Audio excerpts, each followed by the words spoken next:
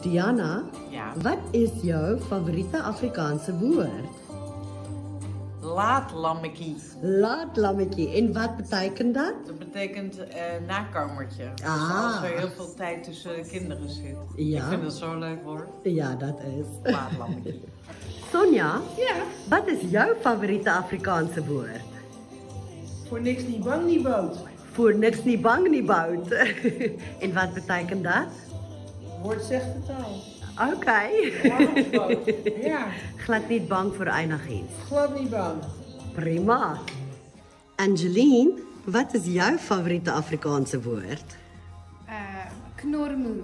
Knormuur. En wat betekent dit? Dit is die starter van jou kar. Oh, wow. Nie starter in 'n restaurant nie. Van jou kar. Van jou kar. Laries, wat is jouw favoriete Afrikaanse woord? Een van my gunsteling woorde is nie, maar ek het dit nog altyd baie snaaks gevind.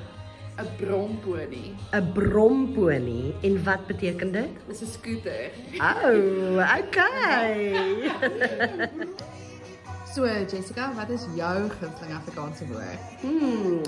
Gunsteling Afrikaanse woord beslis biltong. 'n Mens kan nie sonder dit lewe nie.